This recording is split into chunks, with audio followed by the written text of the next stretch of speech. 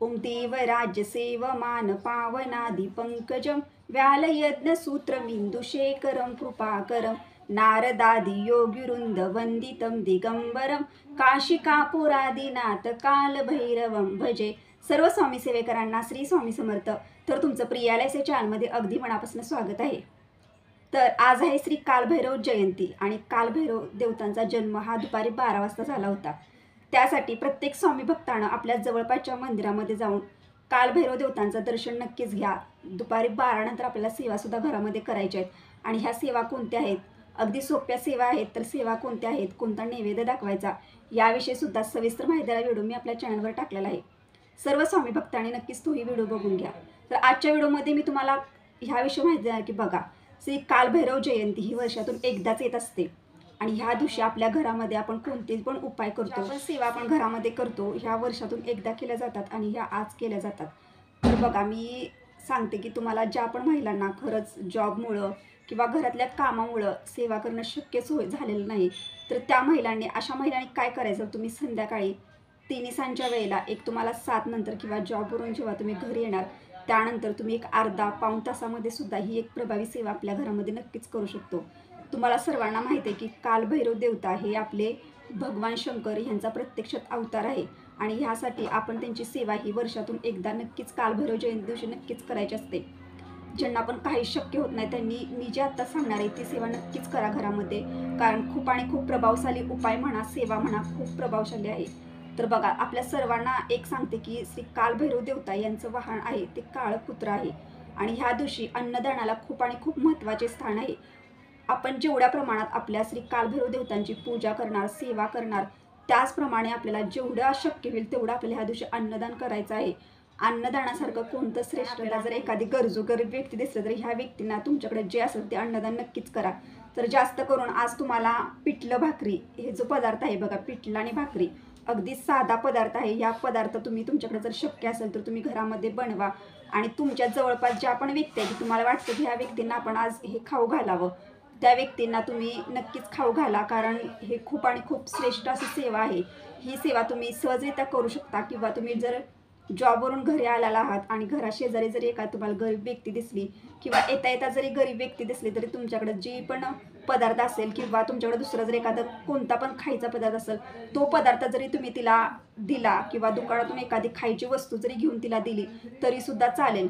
आणि आज तुम्हाला म्हणजे कालभैरव जयंती दिवशी पिठलं भाकरी हे जे असतं हा पदार्थ अन्नदान जास्त प्रमाणात केला जातो, पण ज्यांना पण शक्य असेल त्यांनी नक्कीच पिठलं भाकरी हा जो पदार्थ आहे तो नक्कीच आपल्या जवळपासच्या व्यक्तींना, गोरगरिबांना नक्कीच खाऊ घाला। तर हे तुम्ही नक्कीच करू शकता। त्यानंतर तुम्हाला सांगते की तुम्हाला जर म्हणजे आजूबाजूला जर आज म्हणजे हे एक नशीबवान व्यक्तीलाच दिसू शकतं असं मला वाटतं, कारण श्री कालभैरव देवता यांचं वाहन आहे काळं कुत्रं आणि काळं कुत्रं शक्यतो आपल्याला जास्त प्रमाणात दिसत नाहीत।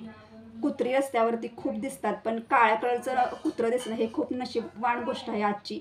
आणि ज्या पण व्यक्तीला काळ्या कलरचं कुत्रं हे जर तुम्हाला तुमच्या आजूबाजूला जर दिसलं तर नक्कीच त्या काळ्या कुत्र्याला तुम्हाला गोड पदार्थ खाऊ घालायचा आहे। तर आता गोड पदार्थ कोणता, तर तुम्हाला गूळ घालून चपाती बनवू शकता किंवा तुम्ही गूळ घालून भाकरीसुद्धा बनवू शकता। थोडासा गूळ घालायचा आणि त्याची भाकरी किंवा चपाती तुम्ही सहजरित्या बनवू शकता। आणि जरी तुम्हाला काळं कुत्रं नाहीच दिसलं पण तुमची सेवा करण्याची खूप इच्छा आहे, काळं कुत्रं तुम्हाला दिसलेलंच नाही, तर तुम्ही काय करा, जवळपास एखादं कोणतं जरी कुत्रे दिसेल तुम्हाला, त्या कुत्र्याला तुम्ही जी चपाती बनवलेली असेल गोड चपाती, ती चपाती तुम्ही सहजरित्या खाऊ घालू शकता।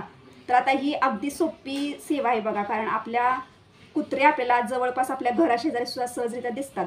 जरी तुम्ही संध्याकाळी महिला असतील ज्या आपण जॉब करणाऱ्या किंवा घरातल्या कामामुळे व्यस्त आहेत, त्या महिला संध्याकाळी सहजरित्या गुळ घालून एखादी छोटीशी चपाती बनवा। काही सेवा शक्य होत नाही, ह्या छोट्या मोठ्या ज्या सेवा सांगणार आहे त्या सेवा तर तुमच्या हातून नक्कीच होतील आणि ती चपाती तुम्ही कुत्र्याला, कोणता जरी कुत्रा असेल तरी खाऊ घाला। काळं कुत्रं दिसलं तर चांगली गोष्ट आहे, त्याला खाऊ घाला। काळं कुत्रं नाही दिसलं तर जे कुत्रं मिळेल त्या कुत्र्याला तुम्ही खाऊ घाला। शेवटी तुमची सेवा महत्त्वाची आहे। आणि जेव्हा आपण काळ्या कुत्र्याला चपाती किंवा भाकरी खाऊ घालतो तेव्हा आपले श्री कालभैरव देवत असतात, ते सुद्धा कालभैरव देव असतात, ते सुद्धा आपल्यावर प्रसन्न होतात। यासाठी नक्कीच तुम्ही प्रयत्न करा की काळं कुत्रं दिसणं। अतिशय प्रभावशाली उपाय आहे आणि हा उपाय प्रत्येक महिलेनं आपल्या घरामध्ये नक्कीच करा। तर ज्यांना राहू केतूचा त्रास आहे, आता राहू केतूचा जरी त्रास नसेल तरी सुद्धा तुम्हाला हा उपाय करायचा आहे। हा उपाय जर आपण आपल्या घरामध्ये केल्यानंतर काय होतं, तर आपल्या घरामध्ये नकारात्मकता प्रवेश करत नाही, आपल्या घरातील नकारात्मकता बाहेर निघून जाते. आपल्यावर जे पण वाईट गोष्टींचा आपल्यावर त्रास असतो बघा, एखाद्या व्यक्तीवर वाईट गोष्टींचा खूप प्रभाव जास्त लवकर पडतो आणि त्या व्यक्तीला वाईट गोष्टींचा त्रास होत जातो. म्हणजे त्याची कामं जे असतात त्या कामामध्ये त्याला यश येत नाही. तर अशा गोष्टींसाठी किंवा आपल्याला जर एखादा शत्रू सतत त्रास देत असेल, एखादी व्यक्ती असते बघा, एखाद्या व्यक्तीचं वाईट व्हावं म्हणून सारखं तिला असं मनातून वाटत असतं आणि त्या व्यक्तीचा आपल्याला खूप त्रास होतो. त्यामुळे ती वाईट जी व्यक्ती असते ती आपल्यासारख्या व्यक्तींना त्रास देत असते आणि हे आपल्याला माहीत असतं.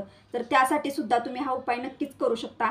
आपल्याला उपाय करून हा कुणाचं सुद्धा काही म्हणजे नुकसान करायचं नाही. फक्त हा उपाय आपल्याला का करायचा आहे, तर आपल्या घरामध्ये एक सकारात्मकता यावी, आपल्या घरामध्ये सुख शांती यावी.